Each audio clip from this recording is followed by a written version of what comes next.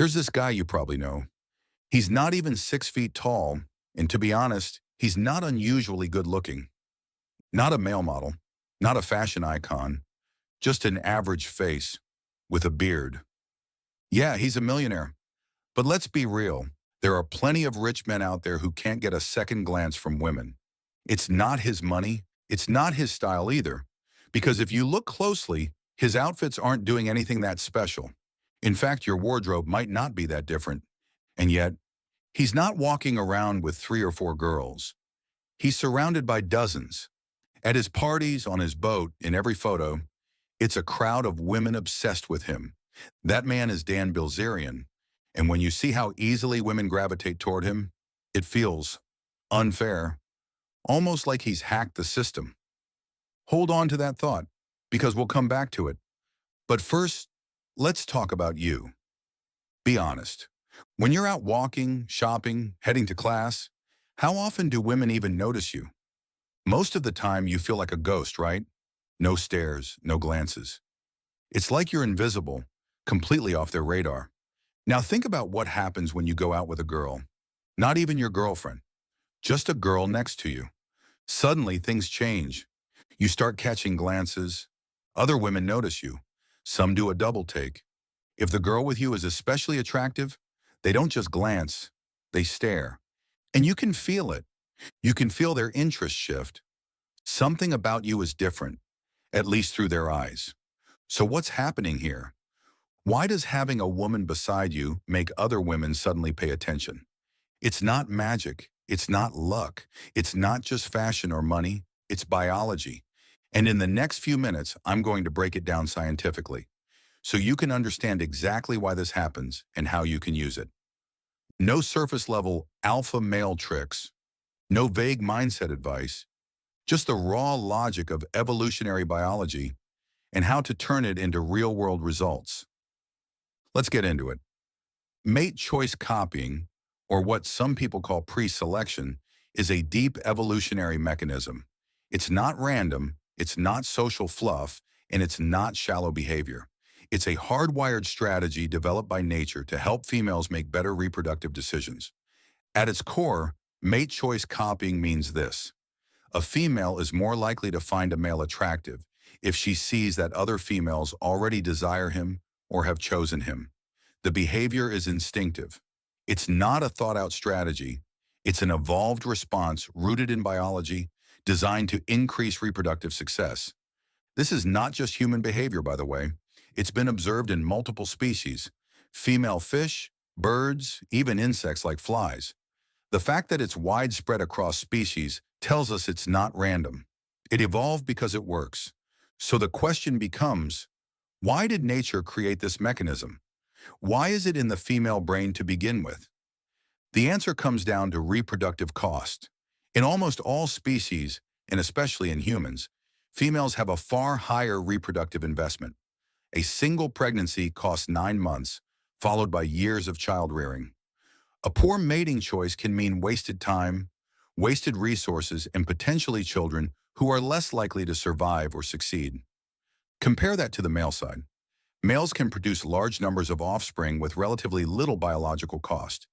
This difference is critical.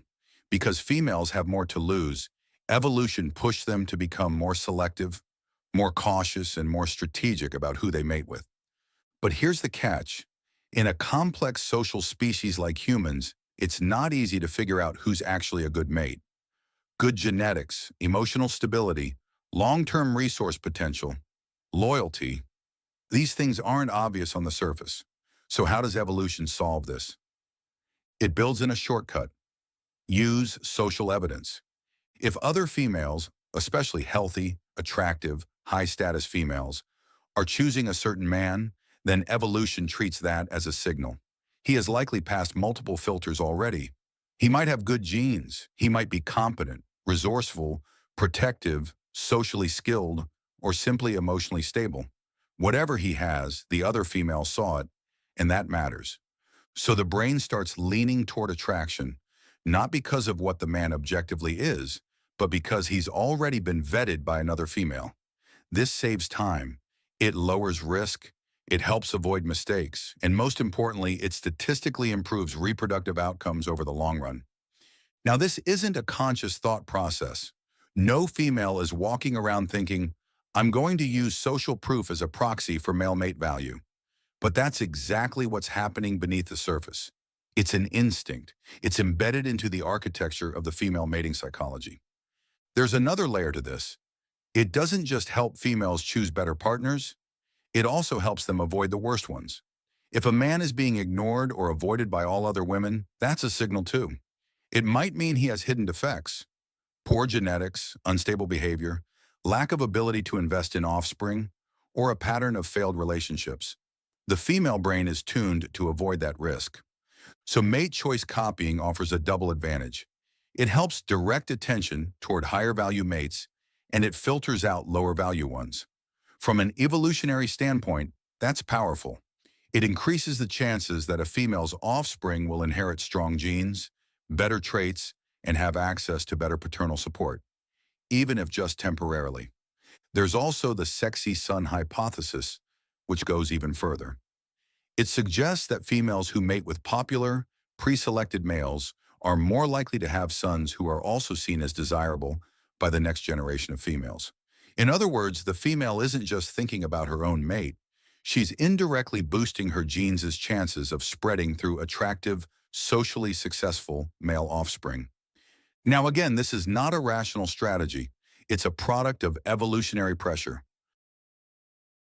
Now enough explaining, it's time for a practical use of all the science we've been talking about. You have to use it. If you already have women in your life, friends, classmates, co-workers, or a girlfriend, here's the rule. Don't hide them. Stop thinking that showing women around you will turn off the girl you actually want. That's blue pill logic. Biology doesn't punish you for female attention. It rewards you. Being seen with women makes you more attractive, not less. So don't downplay your female connections. Don't explain them. Just be seen and let their presence speak for you. Let's break down how to weaponize pre-selection when you're starting from zero. No girlfriend, no female friends, no attention. Tactic 1. Fake female social proof. Create 2, 3, or even 4 realistic-looking female Instagram accounts.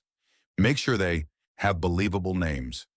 Post casual selfies, quotes, memes, nothing spammy. Follow a handful of people, not just you. Then link these accounts to the social platform where your targeted girl is watching you. That's critical. You're not trying to fool the internet. You're trying to signal value to her. Once set up, start liking your own photos and dropping like comments. Looking good as always. You still owe me lunch. This guy? Nothing too intense. Keep it subtle and believable. The point isn't to catfish the world. The point is to trigger curiosity. Because when she sees other women engaging with you, her brain fills in the blanks. Why do they like him? What am I not seeing?